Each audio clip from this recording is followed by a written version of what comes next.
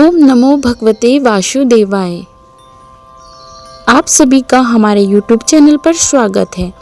आज हम आपके समक्ष वैशाख मास शुक्ल पक्ष की मोहिनी एकादशी की कथा प्रस्तुत करने जा रहे हैं। मोहिनी भगवान विष्णु का एकमात्र स्त्री रूप अवतार है, जिसमें भगवान को एक स्त्री के रूप में दिखाया गया है जो सभी को अपने वश में कर ले। दैत्यराज बलि ने जब तीनों लोकों पर कब्जा कर लिया, तब सभी देवताओं ने भगवान विष्णु की शरण ली। भगवान विष्णु ने सभी देवताओं को असुरों के साथ मिलकर समुद्र मंथन करने की सलाह दी, लेकिन देवताओं और असुरों के बीच बिना संधि के समुद्र मंथन की प्रक्रिया संभव नहीं थी। राक्षसों को समुद्र मंथन से प्राप्त होने वाली वस्तुओं का लालच देकर किसी तरह राजी किया गया। समुद्र मंथन के दौरान धन्वंतरी अमृत का कलश लेकर पहाड़ जैसे ही अमृत मिला, समुद्र मंथन का अनुशासन भंग हो गया। देवता ने कहा हम अमृत लेंगे, दैत्य ने कहा अमृत हमारा है। इसी खींचातानी के बीच इंद्र का पुत्र जयंत अमृत का कलश लेकर भाग गया।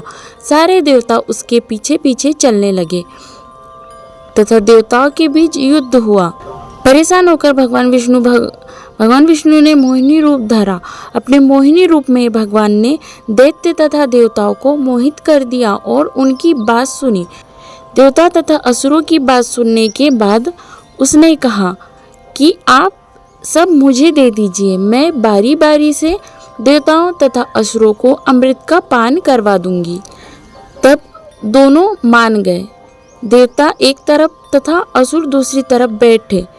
फिर मोहिनी रूप धरे हुए भगवान विष्णु ने मधुर गायन करते हुए तथा नृत्य करते हुए देवताओं तथा असुरों को अमृत पान कराना शुरू कर दिए।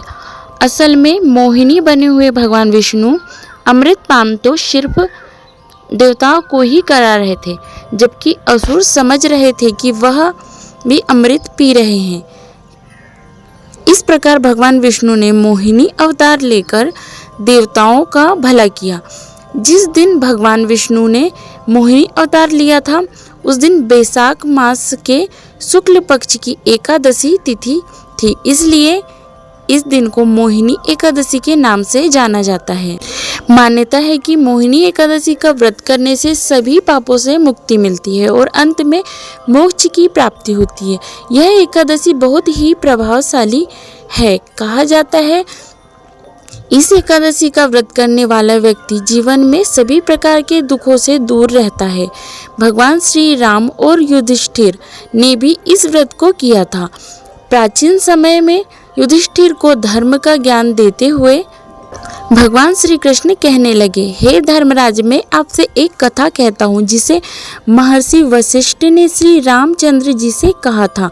एक समय श्री राम जी ने महर्षि वशिष्ठ से पूछा, गुरुदेव मुझे कोई ऐसा व्रत बताए जिससे समस्त पाप नष्ट हो।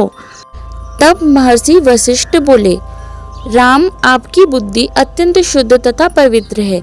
आपका नाम लेने मात्र से ही मनुष्य पवित्र और शुद्ध हो जाता है। तब भी जन कल्याण के लिए आपने बड़ा ही उत्तम प्रश्न किया है। वैशाख मास में जो एकादशी आती है उसका नाम मोहिनी एकादशी है। मोहिनी एकादशी का व्रत करने से मनुष्य सभी प्रकार के पापों तथा दुखों से छूटकर माया से मुक्त हो जाता है। मैं आपको इसकी कथा कहता हूँ। सरस्वती नदी के तट पर भद्रावती नाम का एक सुंदर नगर था। इस नगर में द्युतिमान नामक राजा शासन करते थे। वहाँ सभी प्रकार के धन वैभव से संपन्न धनपाल नामक व्यवसायी भी रहते थे। धनपाल परम विष्णु भक्त धर्मपरायण व्यक्ति थे। उन्होंने नगर में जरूरतमंदों के लिए कई भोजनालय, कुएं, सरोवर, धर्मशालाएं आदि बनवाए थे। इसके साथ ही नित्य पूजा, दान, पुण्य और सत्कर्म करना भी धनपाल के व्यवहार में था। धनपाल के 5 पुत्र थे, जिनका नाम था शुम्ना, सद्बुद्धि, मेधावी, संस्कृति और धृतबुद्धि। चारों पुत्र धनपाल की तरह धार्मिक और सज्जन थे, परंतु सबसे छोटा और 5वां पुत्र धृतबुद्धि इसके ठीक उलट स्वभाव का था। वह दुराचार करता था, मदिरा और कई प्रकार के व्यसन में लिप्त रहता था। धीरे धीरे समय बीत गया और धृतबुद्धि कुसंगति में रहकर जुआ भी खेलने लगा। स्त्रियों के साथ व्यभिचार और भोग विलास करने में उसे सुख मिलने लगा। हर दिन मांस मदिरा का सेवन करता और अपने पिता के धन को खर्च करता था। एक दिन धृतबुद्धि कि इन्हीं आदतों से परेशान होकर धनपाल ने उसे घर से निकाल दिया। घर से निकल जाने के बाद वह अपने पास के गहने कपड़े बेचकर गुजारा करने लगा। धीरे धीरे जब यह सामान भी खत्म हो गया तो उसकी गलत आदतों वाले सभी स्वार्थी दोस्तों ने उसका साथ छोड़ दिया। अब धृतबुद्धि ने भूख प्यास से दुखी होकर नगर में चोरी करना शुरू कर दिया। एक बार वह चोरी करते हुए पकड़ा गया। उसे बंदी बनाकर सिपाहियों ने राजा द्युतिमान के सामने पेश किया। राजा ने उसे कारागार में रहने की सजा सुनाई। जब उसकी कई महीनों की सजा खत्म हुई और वह कारागार से बाहर आया तब राजा ने उसे नगर से निकल जाने को कहा। धृतबुद्धि नगर से निकलकर सीधा वन में चला गया। वहां भूख से परेशान होकर वह पशु पक्षियों को मारकर खाने लगा। कुछ समय के बाद उसे खाने के लिए पशु पक्षी का मांस मिलना भी बंद हो गया। ऐसे में एक दिन खाने की तलाश में घूमता हुआ भूख प्यास से दुखी होकर धृतबुद्धि कौंडिन्य ऋषि के आश्रम में पहुंच गया। वह बैसाख मास था और ऋषि कौंडिन्य गंगा स्नान करके वापस आश्रम आ रहे थे। उनके भीगे वस्त्रों से जल के कुछ छिटे आश्रम के पास खड़े धृतबुद्धि पर पड़े। पवित्र गंगा की कुछ बूंदें शरीर पर लगने से ही उसे थोड़ी सद्बुद्धि मिली और वह ऋषि के समीप पहुंच गया।